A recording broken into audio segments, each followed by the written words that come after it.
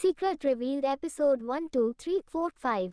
च1 पागलपन। पागलपन की हद होनी चाहिए, लेकिन क्या हो जब पागलपन की हद भी ना हो और पागलपन करने की चाह भी ना हो।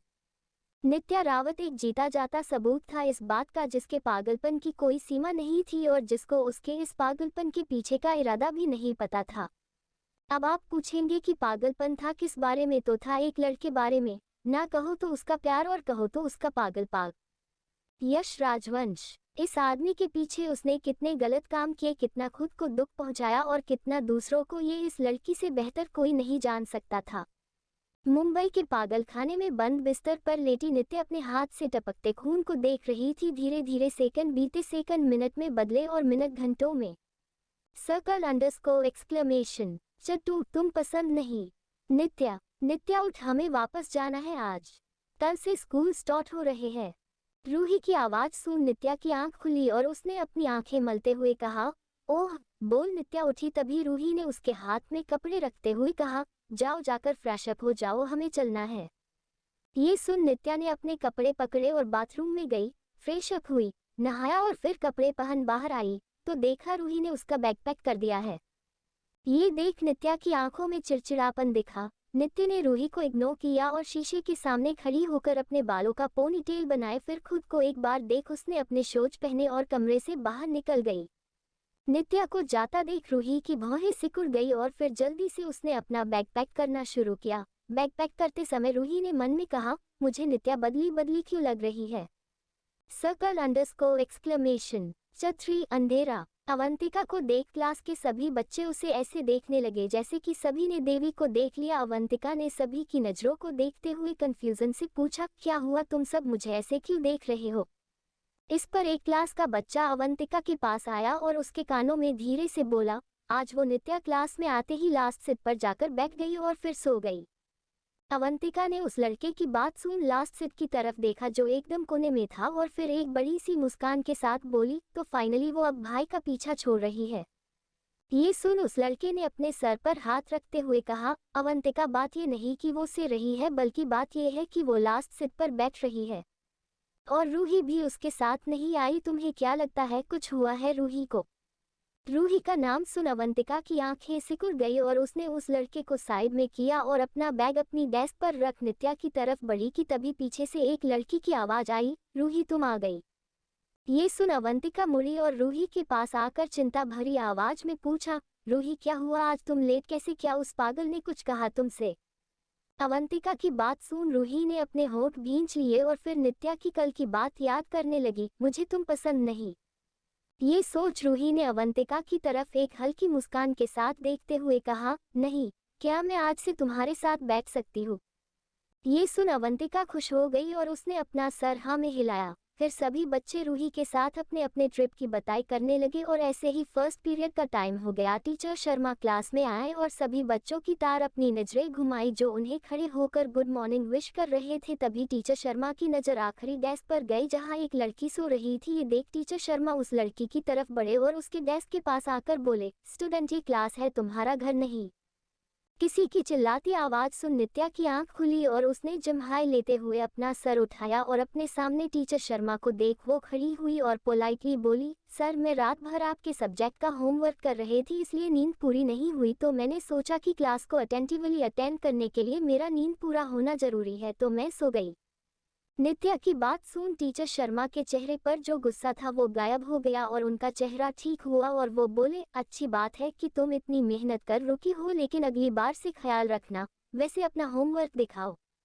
ये सुन नित्या ने एक हल्की मुस्कान के साथ अपने गाल पर आते बालों को पीछे किया और टीचर शर्मा को देखते हुए बोली, वो तो स्टडी टेबल पर ही रह गई, मैं कल सबमिट करूँ। नित्या की बात पर पूरी क्लास की आंखें बड़ी बड़ी हो गई और टीचर शर्मा के चेहरा कड़क हो गया और उनके माथे की नसें मानो फटकर बाहर आना चाहती हो। टीचर शर्मा ने एक बार नित्या को घूरा और फिर बोले, अगर तुम कल होमवर्क नहीं लाई तो मैं तुम्हें मेरी क्लास से निकल दूंगा। इस पर नित्या ने हाँ में सर हिलाया और वापस अपनी चेयर पर बैठ गई और टीचर शर्मा हफ हफ करते हुए पोडियम पर वापस आए और पढ़ना शुरू किया। नित्या ने टीचर शर्मा को पोडियम पर खड़ा देखा और अपनी बंद होती आंखों को मुश्किल से खुला रखने की कोशिश की। जब नित्या को महसूस हुआ कि अब वो पक्का सो जाएगी तो वो उठी और बोली, सर मैं आई हो टू वॉशरूम।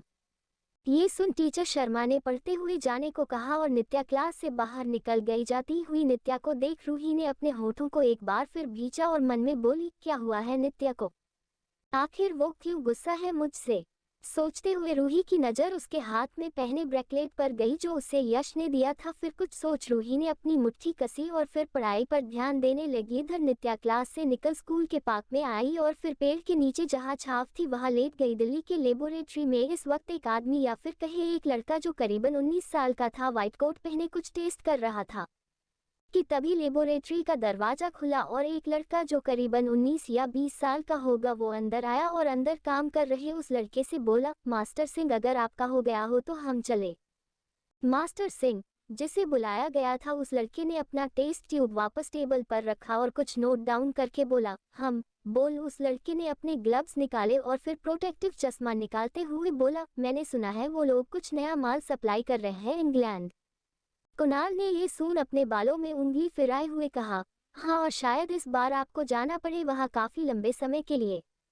ये सुन मास्टर सिंह के हैंडसम और कामुक चेहरे पर एक मुस्कान छा गई और उन्होंने अपना होते कोट निकालते हुए कहा, ओह ऐसा है क्या? तो जेट रेडी करवाओ, मैं भी देखूं किसमें इतनी हिम्मत है कि मेरे माल को हड़पड़ाना चाहता है वो। बोलते हुए मास्टर सिंह के चेहरे पर कुछ अलग भाव दिखे जिन्हें देविलिश कहना गलत नहीं होगा। यहाँ स्कूल में रूही ने रिसेस की बेल बजते ही अपन सामान पैक किया और क्लास से बाहर जाने को रेडी हुई क्योंकि नित्या पिछले 4 क्लासेस में एब्सेंट थी। रूही को उसकी चिंता हो रही थी। रूही को कहीं जाता देख अवंतिका ने भी अपना बैग पैक किया और उससे बोली, रूही क्या हुआ, तुम इतनी परेशान क्यों देख रही हो? रूही ने अवंतिका की तरफ देखते हुए कहा, नित्या वो कब से क्लास में नहीं है, मुझे उसकी टेंशन हो रही है। ये सुन अवंतिका ने रूही के कंधे पर हाथ रखते हुए कहा, रूही वो भाई के क्लास में होगी पक्का, चलो अब तुम उसकी चिंता मत करो, हम चलते हैं और तुम उससे बात कर लेना। अवंतिका की बात सुन रूही ने हाँ में सर हिलाया और उसके साथ यश के क्लास की तरफ चल दी। यश का क्लास अलग विंग में था तो रूही और अवंतिका को पार्क से होते हुए उसकी क्लास में जाना था, लेकिन जैसे ही दोनों पार्क से गुजर रहे थे कि तभी रूही की नज़र पेड़ के नीचे सो रही नित्या पर गई जिसने अपने जैकेट को एक चादर की तरह बिछा रखा था। रूही तुरंत ही अवंतिका के साथ उस तरफ चल दी और नित्या के पास आकर उसे आवाज देने लगी, नित्या नित्या। नित्या जो आराम से धूप के मजे ले रही थी उसकी आंख फिर किसी के बुलाने से खुली। इस बार नित्या की आंख में गुस्सा साफ साफ देखा जा सकता था। नित्या ने अपनी लाल आंखें खोली और अपने सामने खड़ी रूही को देखा जिसने 2 छोटी बना रखी थी और एक गुड स्टूडेंट लग रही थी। नित्या ने बैठते हुए अपनी आंखें माली और चिड़चिड़ी आवाज में बोली, क्या हुआ, आसमान टूट गया या जमीन फट गई?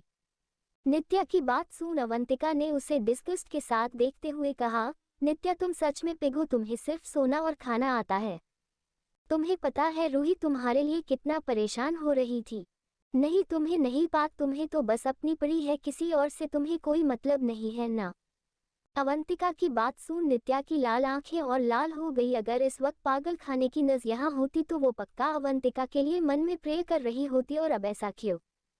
तो नित्या का ट्रैक रिकॉर्ड था पागल खाने में कि जब उसे कोई आराम करने से रोकता तो नित्या उसका सर फोड़ देती, फिर उसके बाद उसे शॉक ट्रीटमेंट दिया जाता, पर अगले दिन भी सेम चीज होती। और यही एक कारण था कि नित्या को 7 साल तक उस पागल खाने में बंद नहीं आई। नित्या ने एक गहरी सांस ली और फिर आलस से जम्हाई लेते हुए खड़ी हुई और अपने सामने खड़ी अवंतिका को डल आंखों से देखते हुए उसने अवंतिका का कंधा पकड़ा और उसे जमीन पर उठाकर फेंक दिया। और ये होते ही अवंतिका की तेज रोने की आवाज ग्राउंड में गूंजी। नित्या फिर मुड़ी और आलस से जमीन पर बैठते हुए अवंतिका के गालों को पकड़कर बोली, अगली बार अपनी ये गटर जैसी जुबान का इस्तेमाल करने से पहले 100 बार सोचना, क्योंकि अगली बार मैं तुम्हें सिर्फ फेंकूंगी नहीं बल्कि तुम्हारा सर फोड़ दूंगी, समझी? बोलते हुए नित्या ने अवंतिका के गालों को 2 बार थपथपाया, फिर अपना जैकेट लेकर अपनी जगह पर जमी हुई रूही के सामने खड़ी हुई और रूही को देखते हुए बोली, Ruhi Rawat, I'm freaking not interested in your so-called sisterhood, so stop this drama. And yes, one more thing, next time if you came in front of me I'll break that freaking head of yours. So be a good girl that you are and stop being so meddlesome and tell your loving father that he doesn't have to give shit about my matters. Now I don't want and I am not interested in his so-called love. And one last warning, stop coming in front of me, I just hate this innocent face and face of yours. बोल नित्या मुड़ी तो उसके सामने 3 लोग खड़े थे, यश, देव और पार्थ। नित्या ने तीनों को इग्नोर किया और प्रिंसिपल ऑफिस की तरफ चल दी। कहते हैं इंसान मासूम तब तक रह सकता है जब तक उसकी मासूमियत ना छीनी जाए उससे, लेकिन क्या हो जब आपको किसी ने मासूम बनने का मौका ही ना दिया हो। नित्या रावत एक पहेली जिसे आज तक या तो उस जन्म या तो इस जन्म में कोई नहीं समझ पाया था, और समझता भी कैसे। किसी ने उसे रूही का सब्स्टिट्यूट माना तो किसी ने रूही की दी हुई जिम्मेदारी, किसी ने उससे नफरत किया तो किसी ने उससे घृणा दिखाई। जब किसी का जीवन ही अंधेरों में गुजरा हो तो उसे रोशनी की पहचान कहाँ से होगी। जिसे ताउम्र नफरत, घृणा, चालबाजी और अंधेरा देखा था, उसे प्यार, रोशनी और मासूमियत कैसे पता होगी। पर अब तो वो भी नहीं था उसके पास, तो क्या करेगी नित्या अपनी इस दूसरी जिंदगी का। ! जब फॉर प्रिस्क्रिप्शन 4 साल बाद। ओए, मैंने सुना है स्कूल का नया डॉक्टर काफी हैंडसम है। हाँ, लेकिन वो जल्दी किसी को देखता नहीं है। यार, जितने दुख की बात है मुझे तो, लेकिन वो बहुत पसंद है, स्पेशली उसकी वो वॉयलेट आंखें। हाय, अरे सभी शांत हो जाओ, नित्या आ रही है। क्या आज इतने जल्दी? वो तो रोज रेसेस के बाद आती है ना। हाँ, वैसे रूही को देखो, वो क्लास 12A में है, एलिट क्लास में, और ये नित्या हमारी 12F में। दोनों बहनें में कितना डिफरेंस है ना। हाँ, लेकिन कुछ भी कहो, नित्या है तो बहुत सुंदर। अबे पागल है क्या, पिटना है तुझे? ये बात दोबारा कह मत देना वरना वो तेरा सर फोड़ देगी। तुझे पता नहीं क्या कि कल उसने फिर सेक्शन बी के एक लड़के का हाथ तोड़ दिया, लेकिन गलती उसकी ही थी। एक बात बताओ, जब पूरे स्कूल को पता है कि नित्या को पसंद नहीं कि कोई उसकी नींद खराब करे, तो वो क्यों गया था उसके पास? अरे अपनी मौत को दावत देने। अबे चुप, वो आ गई। सभी अपने अपने डेस्क पर बैठ जाओ वरना आज सब पिटोगे। यार, उस तिवारी ने नित्या को मॉनिटर बनाकर अच्छा नहीं किया। वो मॉनिटर के नाम पर हम सबको कूटती है। क्या झूठा? वो इसलिए कूटती है क्योंकि अगर तुम शोर करते हो तो तिवारी उसको रूही से कंपेयर करता है, और किसे नहीं पता नित्या रावत नफरत करती है अपनी बहन से। अबे वो आ गई। सभी बच्चे ये सुन अपनी सीट पर बैठ गए और अपनी किताबें निकाल पढ़ने लगे। तभी क्लास का दरवाजा खुला और एक 17 साल की लड़की, जो पतली सी थी लेकिन बेहद खूबसूरत। उस लड़की के बाल सलीके से पोनीटेल में बंधे से, उसकी यूनिफॉर्म सलीके से पहनी हुई थी, लेकिन आज उसके चलने का तरीका थोड़ा अलग था। रोज से उस लड़की का चेहरा लाल हो रखा और उसके आंखों के कोने में आ रहा पानी इस बात का सबूत था कि उसकी नींद आज पूरी नहीं हुई थी। नित्या क्लास के अंदर आई। आज उसका सर दर्द से फटा जा रहा था, और ऐसा हो क्यों ना क्योंकि पिछले 2 दिन से वो सोई नहीं थी, क्योंकि उसकी नींद की दवाई खत्म हो चुकी थी। नित्या ने क्लास के दरवाजे के पास खड़े होकर सभी बच्चों को देखा और फिर अपनी ठंडी आवाज में बोली, कौन आज मॉनिटर बनना चाहता है? नित्या का सवाल सुन सभी बच्चों की सांसें थम गई और सभी ने मन में प्रार्थना करना शुरू कर दिया। हे भगवान, मैं नहीं, प्लीज, मैं आपको 2 किलो लड्डू चढ़ाऊंगा। हे रब्बा, मैं नहीं, वरना ये डेविल मार डालेगी मुझे। ही ईश्वर, में नहीं। लेकिन कहा भगवान सभी की प्रार्थना सुनता है। नित्या ने शांत क्लास को देखा, फिर गहरी सांस लेकर बोली, रोल नंबर 1 आज क्लास मॉनिटर है। अगर वो एब्सेंट है 2, अगर वो भी तो 3। बोल नित्या मुड़ी और स्कूल मेडिकल ऑफिस की तरफ चल दी। यहाँ क्लास में रोल नंबर 1 खड़ा हुआ और उसने सभी बच्चों को देखते हुए चिल्लाकर कहा, सालों, वो डेविल मेरा कचूमर निकल देगी तो सब आज चुप रहना वरना मैं सबकी खटिया खड़ी और बिस्तर गोल कर दूंगा। बोलते हुए उस लड़के के आंखों में आंसू भर आए और उसने लगभग रोते हुए कहा, बहुत बुरे हो तुम सब। यहाँ नित्या को नहीं पता था कि उसकी वजह से एक लड़का रो रहा था। वो तो अपना सर मलते हुए स्कूल के मेडिकल ऑफिस की तरफ चले जा रही थी कि तभी उसके कानों में एक लड़की की उदास आवाज पड़ी, जिसे उसने पिछले 1 महीने से नहीं सुना था। अवंतिका, क्या नित्या इस बार बर्थडे पर आएंगी? अवंतिका, जो खुद इस साल 17 साल की हो गई थी, उसने अपने बगल में खड़ी मासूम सी लड़की के पीठ को सहलाते हुए कहा, रूही, नित्या पागल है, तुम उसके बारे में क्यों परेशान होती हो? जानती नहीं क्या कि उसकी रेपुटेशन कैसी है स्कूल में? रूही जो अब बड़ी हो गई थी, लेकिन उसका बच्चों सा मासूम चेहरा अभी भी मासूम ही था। उसने अवंतिका के कंधे पर सर रखते हुए कहा, पता नहीं क्या हुआ है नित्या को, क्यों वो मुझे अब पसंद नहीं करती। ना ही अब वो घर आती है, ना ही कभी फोन पर पापा मम्मी से बात करती है, ना ही अब हमारे साथ कहीं जाती है। इस पर अवंतिका ने कहा, रूही अच्छी बात है, ये देखो इस वजह से अंकल आंटी कितना प्यार करते हैं तुमसे। तुम छोड़ो उस पागल की बात, चलो हम अपने पेपर की तैयारी करते हैं।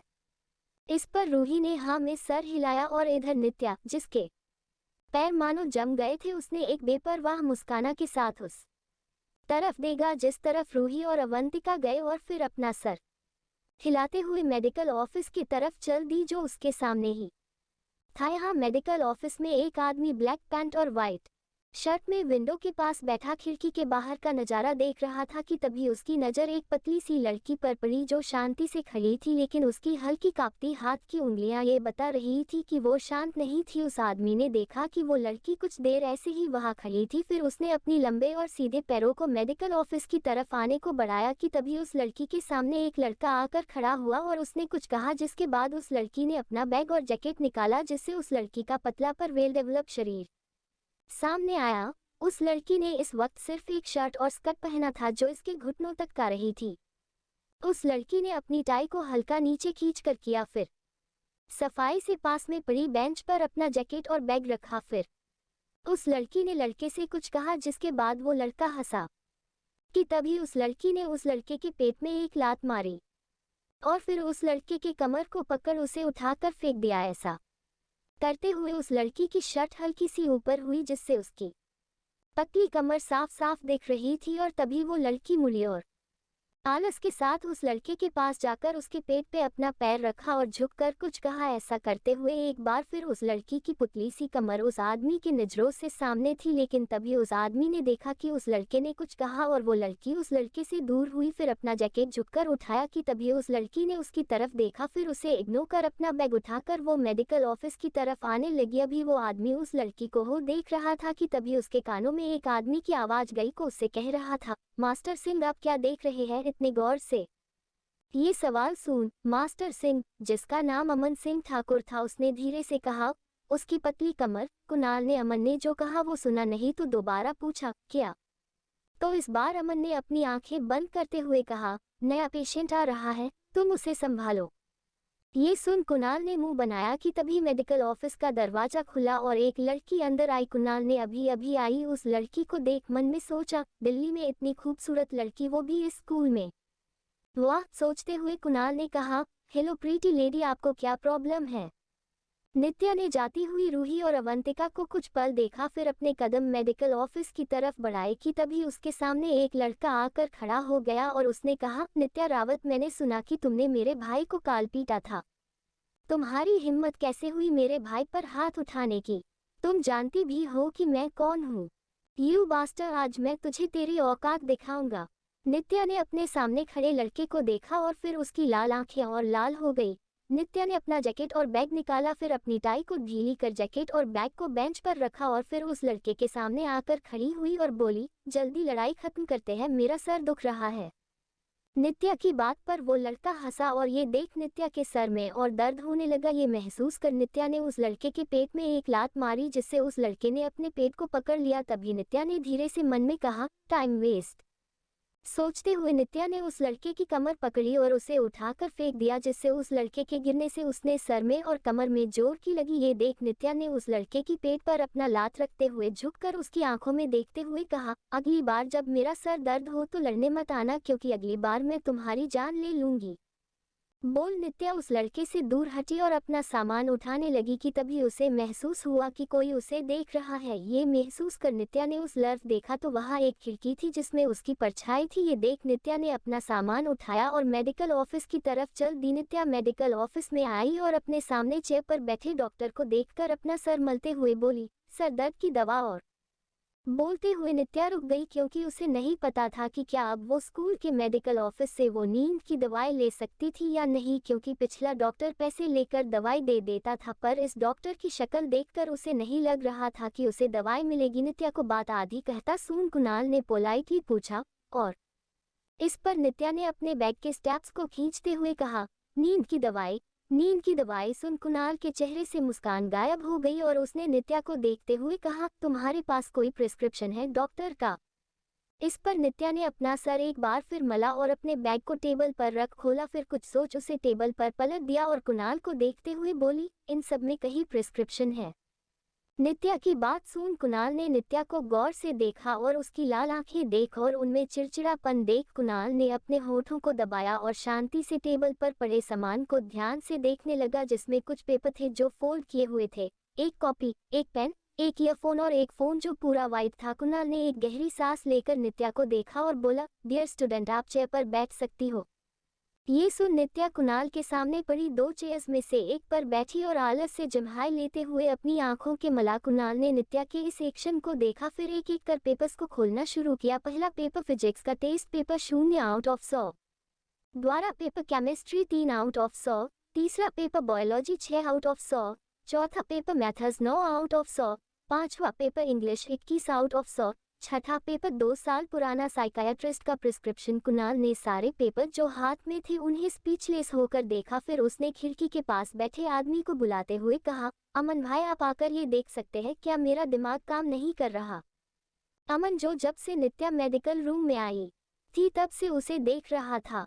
उसने कुणाल की बात सुनी तो आलस के साथ खड़ा हुआ, लेकिन अमन के इस आलस में भी एलिगेंटनेस थी। अमन ने अपने हाथ पैंट की पॉकेट में रखा और फिर नित्या के बगल की कुर्सी पर बैठते हुए कुणाल के हाथ से वो पेपर्स लिए और उन्हें देखने लगा। सारे टेस्ट पेपर और प्रिस्क्रिप्शन देखने के बाद अमन ने टेबल पर नोट करना शुरू किया। नॉक सुन नित्या जो टेबल पर रखे पेपरवेट को फेंक रही थी, उसने अमन की तरफ देखा तो उसकी काली डल आंखें अमन की वॉलेट ब्राइड पर मिस्टीरियस आंखों से जा मिली। नित्या ने अमन की आंखों में देख रही थी और अमन भी अपने सामने बैठी इस लड़की की आंखों में देख रहा था। अमन में आलस से नित्या की आंखों में देखते हुए अपना हाथ टेबल पर रखा, फिर अपना सर उस हाथ पर रखते हुए हल्के से मुस्कुराया। अमन की आंखों में एक ग्लिंट और मुस्कान देख नित्या ने तुरंत अपना सर कुणाल की तरफ घुमा लिया और ये देख अमन की आंखों की मुस्कान और बढ़ गई। फिर अमन खड़ा हुआ और मेडिसिन स्टैंड के पास आकर कुछ दवाई निकाली और एक थर्मामीटर लेकर वो नित्या के पास आया और दोबारा कुर्सी पर बैठते हुए कुणाल से अपनी चार्मिंग वॉइस में बोला, जाकर थर्मेस और एक कप लेकर आओ। अमन की बात सुन कुणाल खड़ा हुआ और मेडिकल रूम के पीछे बने कॉटेज में गया और वहां से अमन का थर्मस और एक डिस्पोजेबल कप लेकर बाहर आया। यहाँ कुणाल के जाने के बाद अमन ने थर्मामीटर को साफ किया, फिर उसे नित्या को देते हुए कहा, अपना टेम्परेचर चेक करो। नित्या ने अमन के हाथ से थर्मामीटर लिया और फिर उसे अपने मुंह में डाला। ये देख अमन ने इसके सामने 3 दवाई रखते हुए कहा, ये 10 टैबलेट नींद की, ये सर दर्द की, ये बुखार की। कुणाल ने आकर पानी की बोतल और कप अमन को दिया तो अमन ने कप को एक बार वॉश किया, फिर उसमें पानी भरकर नित्या के सामने किया और उसके मुंह से थर्मामीटर निकलकर चेक किया और बोला, माइल्ड फीवर है, ये दवाई खा लो, नींद की दवाई भी खाने की जरूरत नहीं। ये सुन नित्या ने सर दर्द और बुखार की दवाई को देखा और अपने होठों को दबाते हुए दवाई को उठाए और उसे एक सांस में निगल गई। ये देख अमन के होठों पर हल्की सी मुस्कान आई, वो तुरंत गायब भी हो गई। अमन ने नित्या के सारे टेस्ट पेपर देखे और फिर उन्हें फोल्डकर बैग में वापस रख दिया। तब अमन को नजर नित्या की कॉपी पर गई। अमन ने नित्या की कॉपी खोली तो वो ब्लैंक थी। ये सके अमन ने उसे भी बैग में रखा और फिर नित्या ने अपना बैग उठाया और दवाई लेकर बोली, थैंक्स बोल नित्या डॉक्टर ऑफिस से बाहर निकल गई। नित्या के जाने के बाद कुणाल ने जाती हुई नित्या को देखते हुए कहा, ये लड़की देखने में तो अच्छी बच्ची लगती है, लेकिन इसके मार्क्स, अमन भाई अगर ये आपकी स्टूडेंट होती तो आप तो इसको मार ही डालते। ये सुन अमन ने दरवाजे की तरफ देखा और फिर कुछ सोचकर बोला, तुमने साइन ली? ये सुन कुणाल ने कहा, अरे ये तो मैं भूल ही गया, पर कोई बात नहीं, मैं उससे बाद में एंट्री लिस्ट पर साइन ले लूंगा। इस पर अमन ने वापस खिड़की के पास बैठते हुए कहा, कल? ये सुन कुणाल ने अमन को घूरते हुए कहा, अमन भाई मैं इस लड़की को कल तक कैसे ढूंढूंगा। इस पर अमन ने अपनी आंखें बंद करते हुए कहा, नित्या रावत 12F। आगे एपिसोड देखने के लिए लाइक करें, सब्सक्राइब करें।